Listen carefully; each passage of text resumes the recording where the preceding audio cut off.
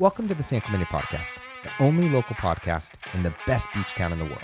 We're here to bring you weekly episodes highlighting everything from sports, culture, entertainment, politics, and everything else this beach town has to offer.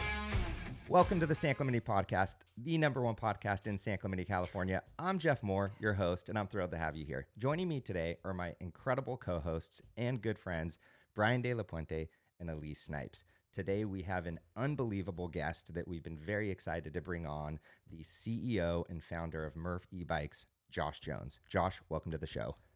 Thank you, sir. You're welcome.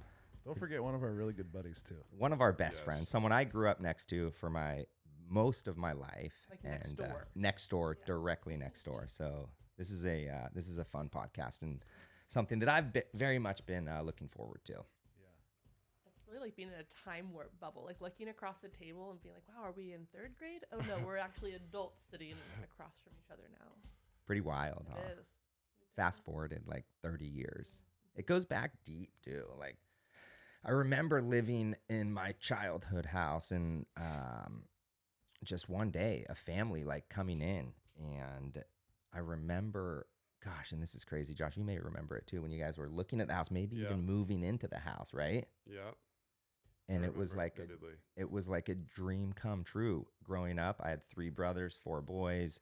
Josh and his family comes from 4 kids as well. Josh has got an older brother and 2 sisters, and so 8 kids between the 2 houses.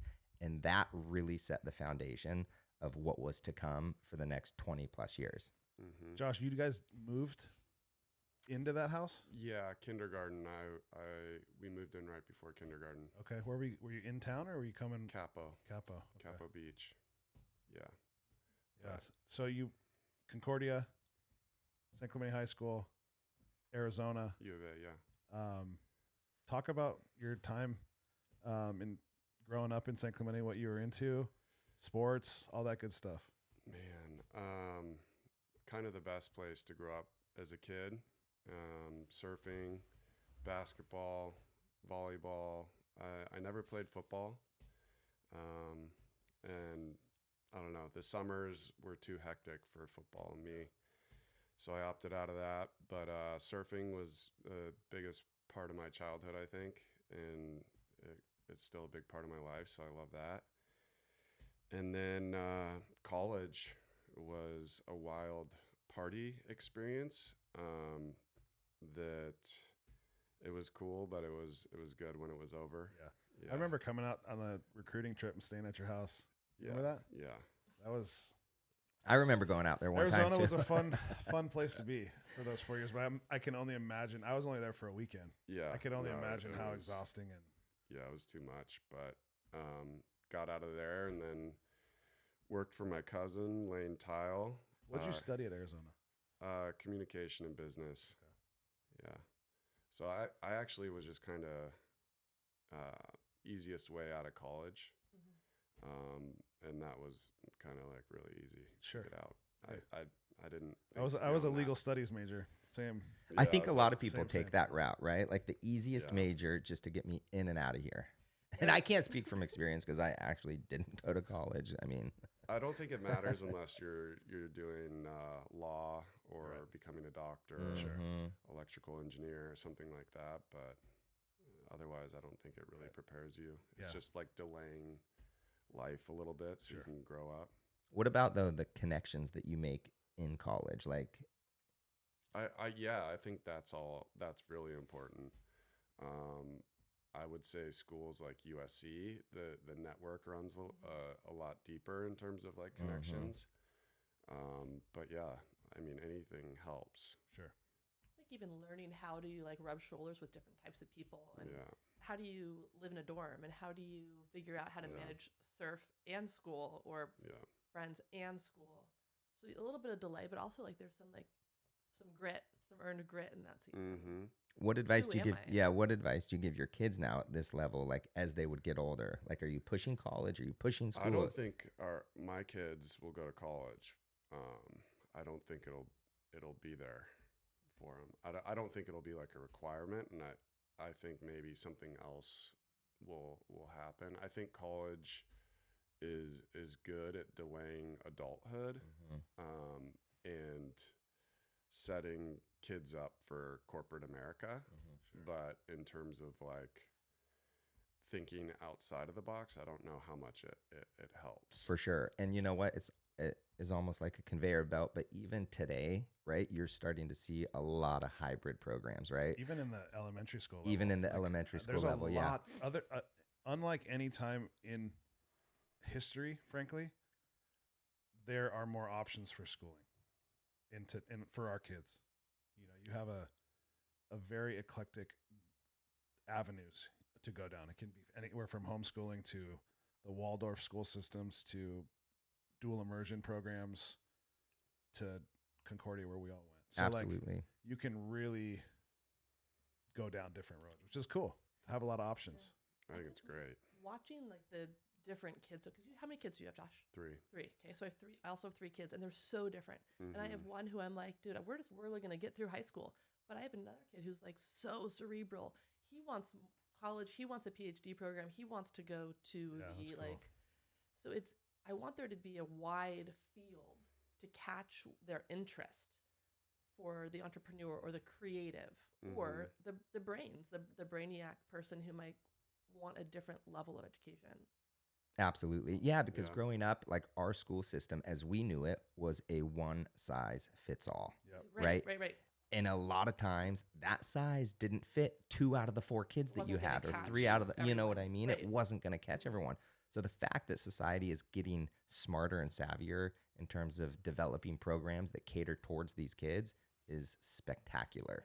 Or just broader in our understanding of what intelligence looks like, yes, or what genius looks like, or what happiness looks like. What would make you, what's your quality of life and where do you value? For sure. Yeah, I know we're always quick to say like it's such a, you know, like not a great time for kids because technology, right, and all this stuff. But when like we're actually talking through it, right, there are a lot of pros too that have developed through this. Absolutely. Absolutely.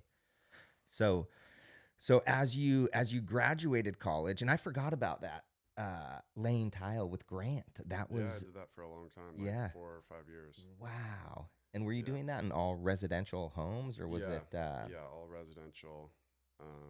So it sucks. That's It's like hard true work. manual labor. It's really Your hard body work. hurts. You're bent funny and your knees hurt. And Yeah. And so that was right out of college. Is that what you started doing? Yeah, I was kind of, traveling around, and then I would do it in my off time. But I want to talk about that now that you said that. You took a trip to Australia, didn't you? Yeah, I studied abroad there for 7 or 8 months. It was awesome. One of the best times of your life, or? Yeah.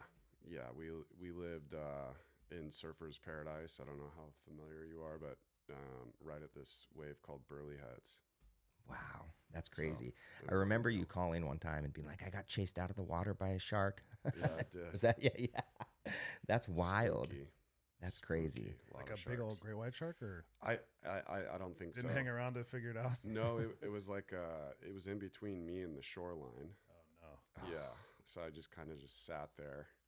I don't know about you, but when I'm surfing, I am constantly thinking about sharks. Ooh. Me too. I try not to, but you see a piece fin. of seaweed hit your foot or something, you're like, I'm out. It's I'm done. spooky. You know what? They're out there. I mean, it's the ocean. They're out there. They're out there. I just Absolutely. remind myself, like, they are out there, and if they wanted to eat people, they would eat people every day. Yep, Mhm. absolutely. They don't. It's not part of their thing. Nope, Yeah. exactly. Whatever frequency or Not here, at least. Right. Yes. not doing it. No, exactly. here. You go to That's like a good point. Florida, right, where like the bull Hawaii. sharks. Yeah, Yeah. Hawaii. Ooh, yeah, Hawaii. Yeah. Hawaii. It probably happens a lot. Absolutely. Mm. Josh, did you always know you wanted to go into some form of entrepreneurship, or was it, or business specifically, or? No, I realized that I didn't want to work for anyone else. I've always been a hard worker, but it's just like I wanted to do something on my own, and I've always known that. Wait, so what do you mean always? Like you're talking like elementary school, high school? Yeah, I had get rich quick ambitions, but then I quickly realized that it takes a lot of hard work, and that doesn't exist. So yeah, I've always been side hustling with like flipping surfboards, so like buying them and then selling them for more money, or stocks, or anything, always trying to make a little buck. So following curiosity, following like a sense of like, ooh, I want to do that. I can see that. I can see there's an opportunity here. Mm-hmm. Always, yeah. There's something innate in that too. Mm-hmm. Than we think about. So you're laying tile. What was one of your, I know with entrepreneurship, there's lots of failures and successes, right? Or more of the failures. Talk about some of your early like lessons, and 'cause there's really no failures, right? They're lessons. So talk about some of those early, maybe companies you started or paths you started to go down. Yeah. So, I mean, with entrepreneurship, if you don't have financial backing and you're doing it yourself, you have to be able to test things, ideas without a huge financial burden. So that's you just want to be able to test as much as you can without having a financial consequence. Sure. So that, oh, that didn't work. I only lost $5,000 versus, testing it for 50 and, Right. that didn't work. So that's kind of always been my thing, is like, what can I test that's very cheap to test? And if it works, it could be a great success. But then if it doesn't, no, just my time. Right. And I've had things where I've worked at it for a year and I broke dead even, and I worked hard at it. Right. So it's just my time, but then you get one that clicks and you're off. And at what point, like, what are the tellers that's like, oh, this is clicking? Is it like direct feedback from a buddy, from somebody, from you? Like, what is the...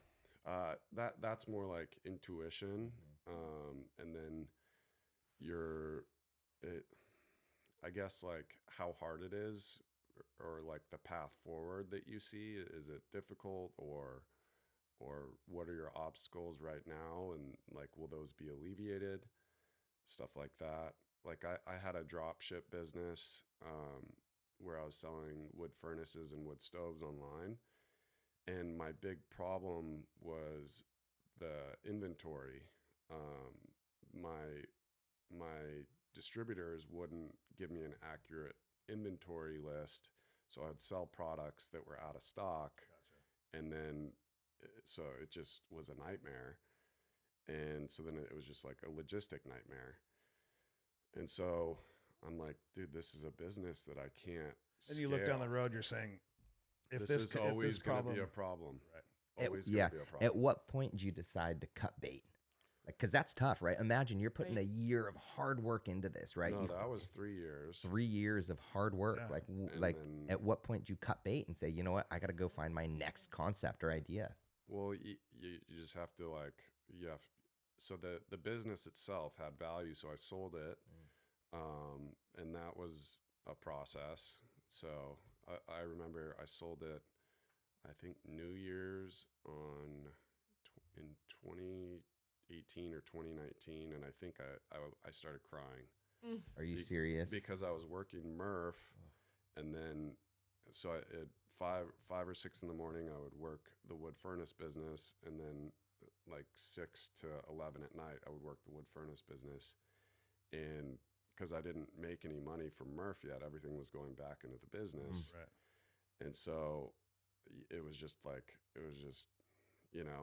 taxing, totally, too much. Yeah. But yeah. That's even just to hold on that for a sec. You were working Murf, and everything you were making was going back into the business. Yeah. And it was that way until we raised money with private equity, because it was just, double down on yourself, keep going. Yeah. But you knew, right? Like I was getting a $40,000 salary. That's crazy. From Murf a year, and For how long? How long was that for? So the first, 2016 to 2019, or until I sold the wood furnace business, I wasn't even taking any money from Murf, like a salary at all. And then when I sold that business, then I started taking a salary. Wow. But only $40,000. That's crazy. I want to rewind just a little bit. How did you come up with the furnace business? So these guys they were building a skincare website for us. They had a drop ship website that they were selling, and I bought it. Wow. It's a little chance, That- a little right place, right time. Yeah. That's amazing. Yeah. No, it was funny. But only it did about 500,000 in sales a year, but it was only September, October. It was like 5 months out of the year that it was busy. Gotcha. Now, is drop shipping still? Is that like leading into Seasonal. fireplace weather? Yeah. No Yeah. way. And then like March 1st, Yeah. like the phone would stop ringing. Like it was weird. It was Wow. like, it was bizarre. And so drop shipping, you're basically like the middleman, right? The broker between the buyer and the seller. Yeah. So, an order would come in, an email would automatically get sent to the distributor, and then they would ship the product, provide me tracking. I would provide the customer tracking. That's amazing. Yeah, it was cool. That's terrific. Brian, I mean, Sorry. that's okay. Hey, you know what? That's my ring. That's that's good. You know what? Hey, no. That's amazing. I'm glad it's yours. So That's good. the drop shipping, is that still something that's prevalent today? Like, is that still a line of work for people to go in, or Yeah. a business, or Yeah. is that yeah. kind of Amazon? Is that what people do through Amazon, or? Sometimes I've done it on Amazon. You have to have it's all about like the data feed with Amazon. Like inventory, in stock inventory is crucial for that stuff, especially on a third party site. Like because you get dinged if you don't have it in, like if you sell it and you don't have it in stock, that's a big deal. So if Dinged by who? Amazon. Oh. Yeah, so like So you're like there's- contracted through Amazon to provide the 2-day prime shipping or whatever. But it's really easy now. They have all these APIs that connect to live inventory. Right. It was a lot harder back in like 2013. You had to use Go Data Feed, and it was kind of a process. That's crazy. That's crazy. So where'd this entrepreneurial spirit come from? Is it in your family? Did your mom, dad have it? Like what? No, not my dad. My grandpa did. So I think that's where I got it. Yeah. Grandpa. Good old Gramps. Good old Gramps. Grandpa It Jones. passes So down. you had the furnace business. Any other ones that? Yeah, we were selling eyelash growth product online. We sold that to a dermatologist. And then Now I know skincare. you have Seaside Yeah, as one of super successful. I know Kira, your wife, is kind of running that. she runs Now? that. Yeah, Was the eyelash before Seaside? during Seaside, During. Okay. but that was a really good business actually. But it was just like in the gray area legally. Okay. And so we got consulted, and we're like, okay, Sure. time to sell it. See you later. Yes. Any But- of them? Yeah. But the guy we sold it to, he was a dermatologist, and his goal was like online pharmacy, and so he basically had all the right Gotcha. credentials. Gotcha. Do you know how he's doing today? Like, is that a business that Oh yeah, he's crushing. that's got to feel good too, right? Knowing that you sold a business to someone that Sure. ended up like taking off with it, right? Yeah, I wouldn't sell it if I didn't think there was opportunity. Honestly, For sure. Yeah. So leading into Murf, talk to us about the name, where that came from, how it came to be, and So my parents got divorced. They sold the house next to your parents, and I would go to my parents' house and just ride my bike down to surf. And when they got divorced, they sold the house, so I kind of stopped surfing a bunch, and I was bummed out. And so I tried to figure out how I'm gonna do it, how I'm gonna get to trestles, and so I bought an electric bike from the guy in Dana Point, and 6 months after I got it, the thing broke.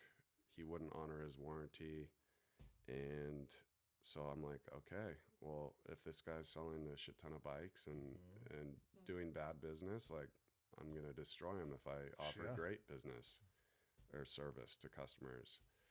And so I I found someone in China to make our product, and I got 10 shipped to me, and then I sold them all to my buddies. And then the next time I got 20. Testing it, Yeah. right? Yeah. And then the next time I got 30. Next time I got 80. Then I got a bike shop. Like, so I was selling them out of my house until I sold about 60 out of my house until like some of the characters that showed up. I was like, dude, I gotta get a place. I got a baby inside. Yeah.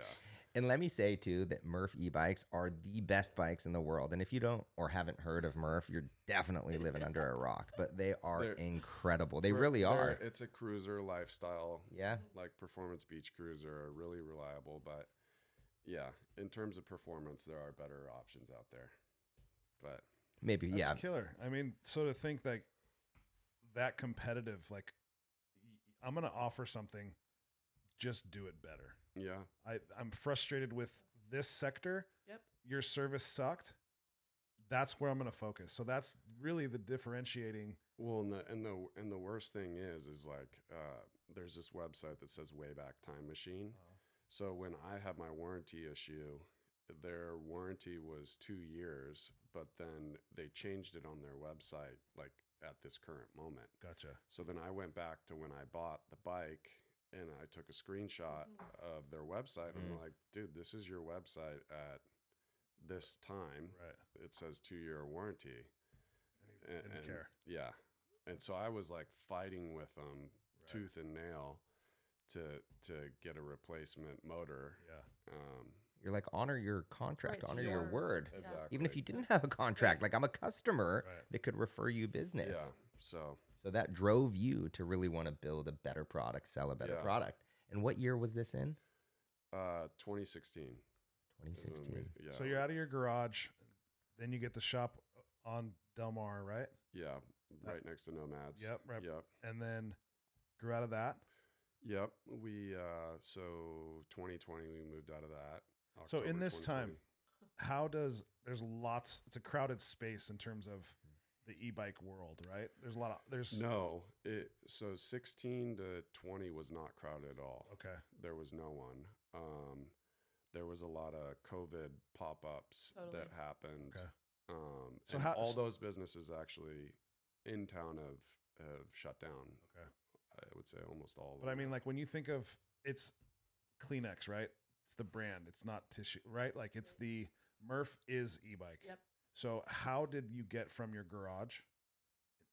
We know the tangible spots you went, but how did you make Murf that name? Like it's a brand. Yeah, no, so like growing up in San Clemente, you have all these professional athletes that are so connected in skateboarding, surfing, and we've grown up with them all. So I would just give them a bike and be like, give us some love on social, like, just send us some love.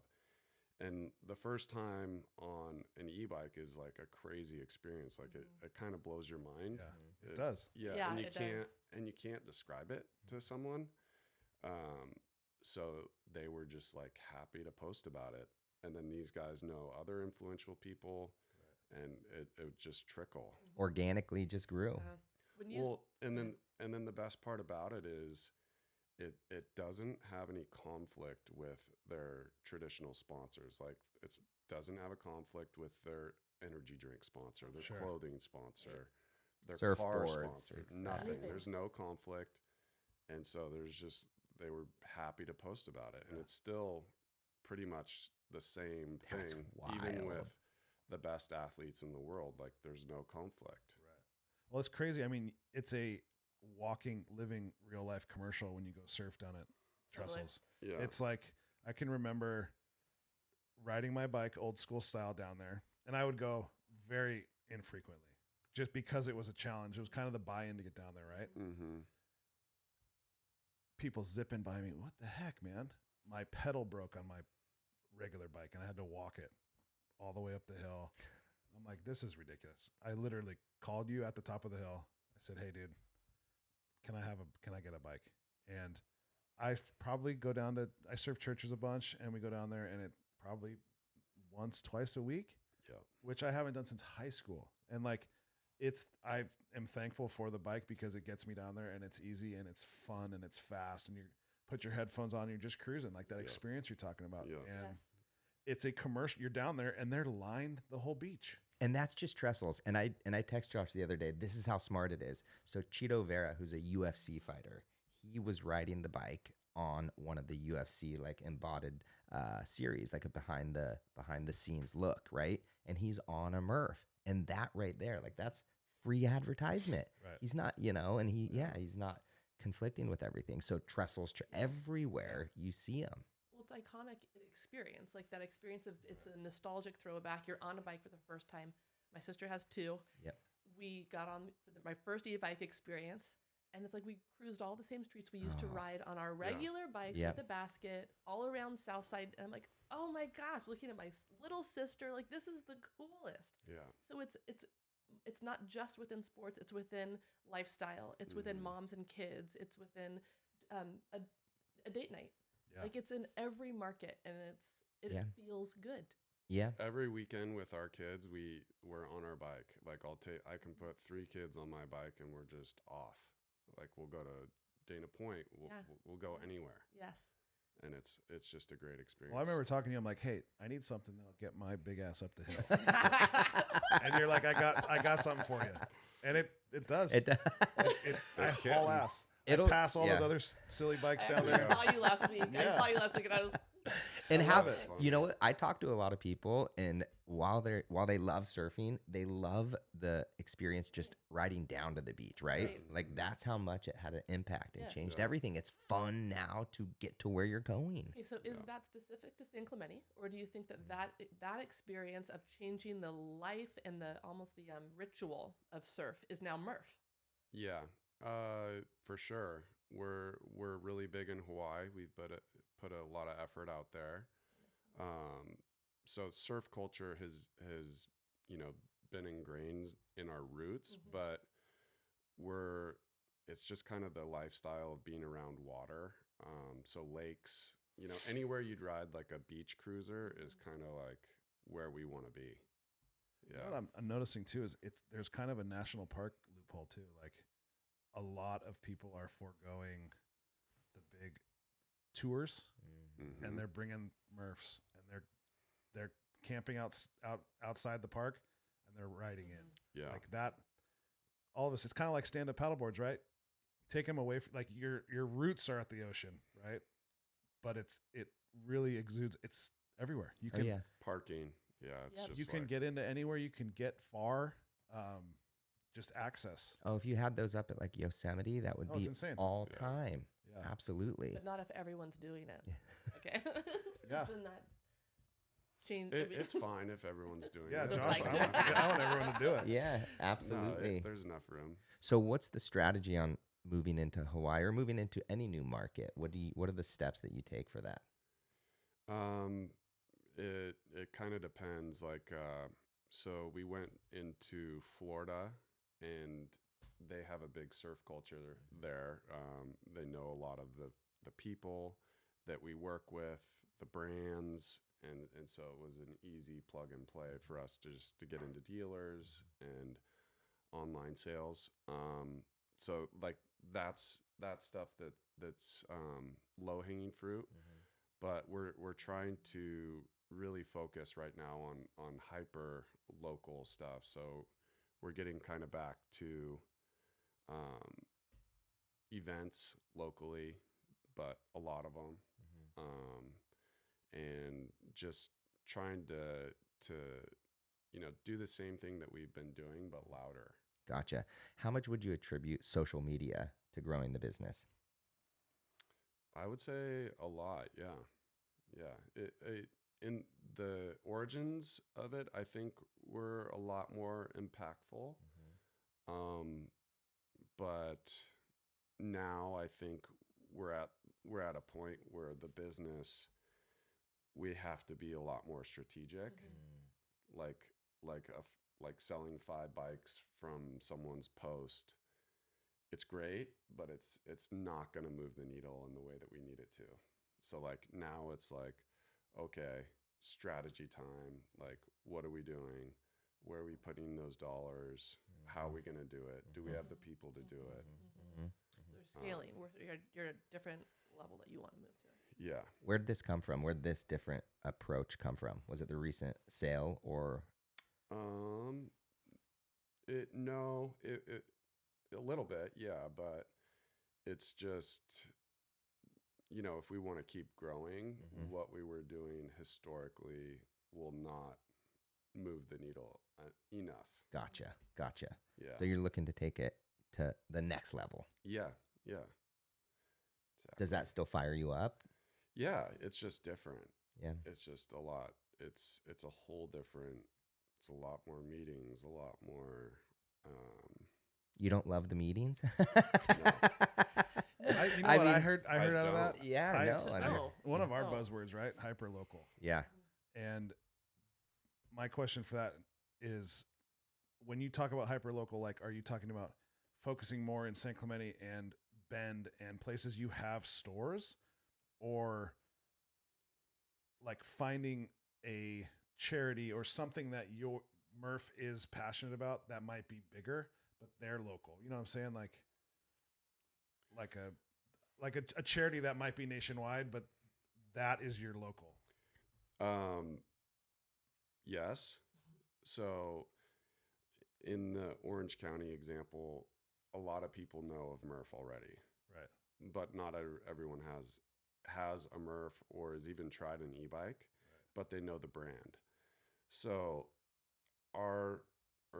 my thinking is like, okay, like they see e-bikes everywhere. They've maybe or maybe not have heard of the brand. So if I just touch those people in some way, it's going to be a lot easier of a conversion than if we go somewhere else, right, like, I don't know, Colorado, where they don't see e-bikes as much. Right. They've never heard of Murf. And so then the sale process is going to be a lot longer. You may even have to educate them on e-bikes and what an e-bike is. Right. Whereas here, everyone already knows. They're and like then on the cliff. There's like, I don't know how many millions of people within a 20-mile radius. Yeah. So that we're like, our resources are not infinite. So we have to just like really focus and get back to guerrilla marketing, being in front of our customers, talking to them, right, letting them, if someone rides our bike, it's like they're going to buy it. Right. Even if they go and ride someone else's bike, because the performance is actually a lot better. And then the comfort is a lot better, unless they're looking for like an electric mountain bike. And then you get the customer service aspect where exactly. Yeah. That's the differentiator. Yeah. And like when we go into markets, like our big thing now is like customer service is so important to us that like if we're selling, say we sold 100 bikes in the zip code in Florida, we're like, okay, let's find a service center where they can service their bikes. So we'll then partner with someone in that local community. So if we have an issue, they can take it there. Right. They're on our website. And usually that service center converts into a retail customer. And so then they... Right. Gotcha. So you guys have retail dealers all over the place? We have about 70, yeah. Okay, cool. Wow, that's amazing. Which coast goes to coast. Yeah, that's strictly crazy. in the United States, or we have so Australia and New Zealand are licensees. So they license our name from us, and we get royalties. But I mean, they're great partners. They're growing the brand in a way that we like. So what about this is kind of stereotypical, but like a bike community, like in Amsterdam, like there's European countries that are very, very, very bike oriented. Does e-bikes infiltrate into those? I think so, but they're like 250 watt. They're a lot less power. Gotcha. And then the regulation is wild, and it's wild from country to country. And interesting. So there's just so much in the United States that we haven't tapped. Gotcha. And even other e-bike players that were in Europe Canada, they're all pulling out because regulations and yeah, I think it's just a lot of money to actually like do well there. I want to know, what's your favorite part of the process? Was it starting the company? Was it, the grind? Was it, getting it to where it needed to be to sell it and move it to the next level? Like, what are you most passionate about when it comes to like driving this? Yeah. I would say the new products that we come up with. That's the most fun, is just, and then like trying to push it out there too. And yeah, and then just like it's like an experiment. Like, how's it gonna do? Yeah. Like you have all this stuff in your head, and we talk about it for months, and then it's just seeing how it does is really interesting. Yeah. That's amazing, because you have to love it. Like, I want people to know you worked for essentially nothing from 2016 to 2020 without taking a paycheck. Think about that. Think about how much passion and belief you have to have in your product and love behind it. So for young entrepreneurs, we're talking like San Clemente kids or maybe at Concordia or Short Cliffs right now. What is their like trajectory into entrepreneurship? Do they need to love their product? I would say, yeah. Okay.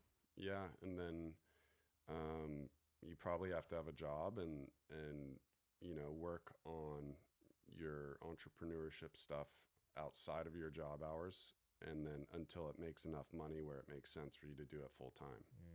Any business people, like mentors, books, podcasts, things that influenced you in a way that's like, I wish I would have known this sooner, even? I mean, you got to capture your camera. That's okay. Keep going. No, you're good. Sorry, Jeff was distracting me. Sorry, keep going. No, that's amazing. I'm really interested in macroeconomics, so that I always listen to podcasts on that. The one that I'm really into right now is the All In podcast. I don't know if you guys heard it. That's a really good one. I love that. I love real estate. So anything on that, tax strategy, that stuff is really interesting to me. And I think all that stuff is important in your like business too. Like, you have to have tax strategy. You have to know what's going on in the macro lens. I love hearing you share about this, Jeff. Jeff, Josh, Matt, Mike, Tom, Jake, Kylie, Whitney. It's amazing just to hear your passion as it has like broadened and then also narrowed into produce a product and then to launch a business that is now a brand, that is now a lifestyle, and just to see you follow like this current. And there is some piece that's like, this is who Josh is. Like, this is how you followed passion and curiosity, and then to double down on your own intensity on it. Because that's not, I think sometimes there's a misnomer that, to be an entrepreneur is it's frivolous, like it's cheap to someone. And it's like, it's not. There's an element of like, it's a part of who you are and how you intersect with what you know and who you know and what you have to put on the table. Yeah. And what's exciting is you're really just getting started, right? Like, like that's crazy to think about. That's crazy. That's crazy to think like what you were able to accomplish in that short period of time, like what you're going to be able to accomplish over the next 10, 15, 20, 30, like it's, that's exciting. So like the business that we're in is the e-bike business, but it's super inventory intensive. Okay. Meaning a lot of the money that you make is tied up in inventory. So you actually don't have a lot of cash on hand at the wrong times. So, it would come tax season and, you don't have money to pay taxes because all your money is tied up in the inventory. And that actually is what drove us to raise money from private equity. But, knowing like macro. So like when I started the private equity process, I'm like, we're in like a little bit of a bubble right now. This is probably a really good time to raise money. And so we raised money at the end of 2022, and it, it proved to be a perfect time to raise money.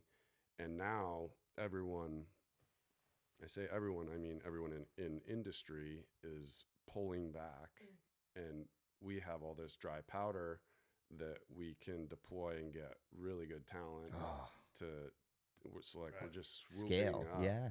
like talent. And our foundation right now is like so strong with these guys that are just weapons.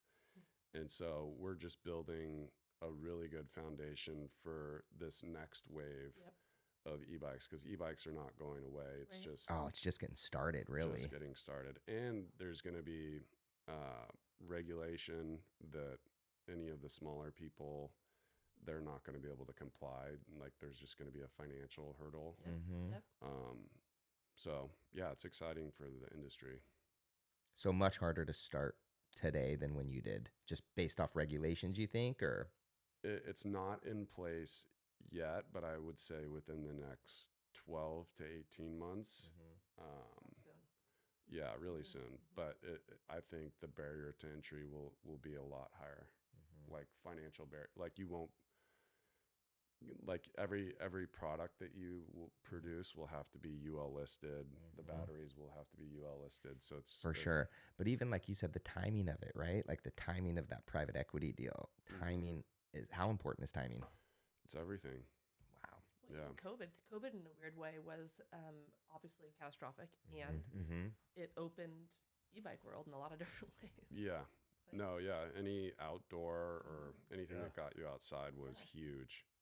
With all the COVID stuff, did you hit any supply chain hurdles, or did that affect business? Or because I mean, with the ramping up of business and then supply being challenged, or the supply being challenging to get. So we did a good job at demand planning at the time. So what we did is 2021, we put in, was it 21? At the beginning of end of 2020, we put in all of our, I'm getting my years mixed up. That's okay. 2019 to 2020. No. 20, end of 2020, we put in our orders for the whole year. Okay. And so we had everything in order, and we received everything within 3 weeks of when we anticipated, when everyone else was having, and then we were pre-selling everything. So then we just kept doubling down, and then so we were really good with that. Proactively planning for that. That's good. But smart.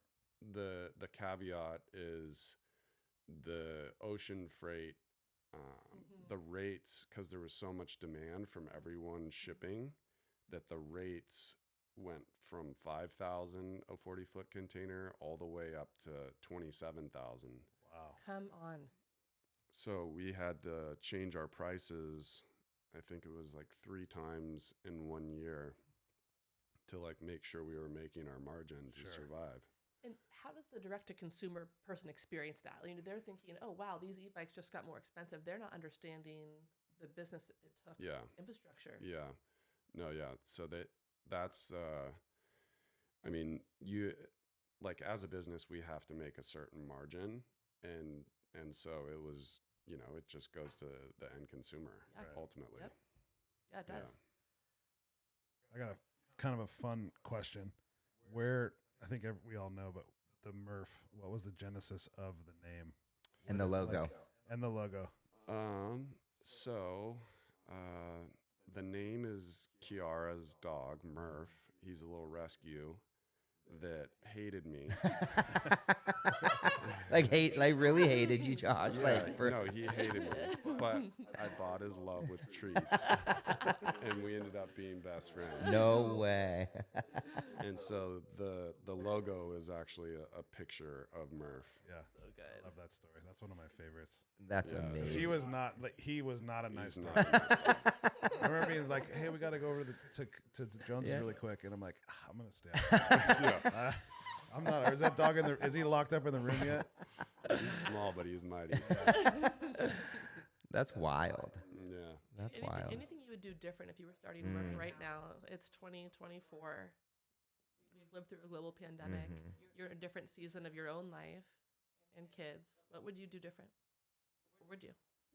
I mean, I don't know. That's a loaded question. What would I do different? I don't think I would do anything different. That's a great answer too. Yeah, I think ditto. Like all the trials and tribulations like that you had to go through again. I mean, clearly it got you to where you're at today. Yeah. That's exciting. How far does your vision go with Murf? Is it 5 years? Is it 10 years? What is the trajectory? I mean, I'm like 3 years out. Okay. Is like as far as I'll like look in the future, because you just don't know what's going on around us. So like it may change. So when you're setting like your goals and business plan, and that's like a 3-year time frame. Yeah. How big are you on doing that? Like, do you have a vision board? How do you get your team together, and how do you build that? So that's like, I would say part of our growing pains right now is like orchestrating that, because we went from small business to medium-sized business. We have about, I think, 20, maybe 28 people now at Murf. And so it's just like, getting everyone on the same page, budgeting, forecasting. Yeah. It's a whole different beast. How'd you do that in the early stages? How'd you get people when you didn't have a big budget to go out and hire people? And not saying that you do now, but in the early stages, how'd you get people to buy into Murf and the product? Was it your passion that they were following and your belief in what you were capable of, or? I think it was like, it just initially started as lifestyle. Like, we would open up at 11, close at 4. Yeah. Working on bikes. If it was a rainy day, we wouldn't open. So, I mean, it was and that awesome. attracted people to want to come and work, right? Like, they're like, this sounds rad. Bunch of surf bumps. Bunch of surf bumps. Surf's good. We wouldn't open. Exactly. Or we'd close. Yeah. Team bonding. Yeah. That's incredible. That was real. What do you do for product testing? Yeah. What do you do for fun now when you're not working? Outside of surfing, of course. I know that's a big part. I actually don't surf that much. Really? It's hard unless the waves are good. Yeah. I don't get a great workout, so I'll run, kids, wife, that whole stuff. Yeah. Sports, kids are in sports now? Not really. They were in soccer, but we didn't like it. Really? Yeah. You would rather be doing something else. They were just too young. Yeah. It was just like no point to watching them run back and forth, right? You're like, that's kind of or crying and not even playing. Exactly. It's kind of a trip. I don't remember growing up. Yeah. We didn't play like until 3rd or 4th grade. Exactly. And now kids are starting. Yep. A 3. Yeah. It's And so the parents are cheering them on as if they're like doing something more. It's a whole nother conversation. Yeah. We could That's go a into. whole Isn't that conversation. It's wild? It is. all the It's unlived dreams. yeah. It's crazy. How amazing is it though living in San Clemente? And I know we talked about this a little bit off camera. Outside of San Clemente, are there any other places in the world where you think you could see yourself living? Yeah, but I think San Clemente will always be like home base. But Wyoming is really cool. Yes. Oh, Wyoming. Jackson Hole, and then I don't know, Costa Rica is just it's calling your Calling your name. name. kind of doing. I mean, it. think about that though. If you're fortunate enough to like split time, San Clemente, Wyoming, Costa Rica, like that would be a dream life. Yeah. It's gonna take some time to get For sure, but how fun is that to work towards it, right? Like you can dream and have goals, and that's what makes it fun. Exactly. Totally. Killer. I love it. That's amazing. Josh, thanks for hanging out with us, dude. Yeah. No, thank you. I was going to say I could talk to Josh for hours, and I know we all could, but out of the respect for time, Josh Jones, amazing podcast, CEO, president, founder of Murf E-Bikes. We're very fortunate and blessed to have had Josh on our podcast. So, Joshers, amazing. Thank you so much. Yes, thank you for having me. Boom. Do we need Thank you for listening in. Join us for another episode next week, coming to you from our studio on Del Mar in downtown San Clemente. Make sure you follow us on Instagram at the San Clemente Podcast and subscribe to us on YouTube and Spotify so you never miss an episode.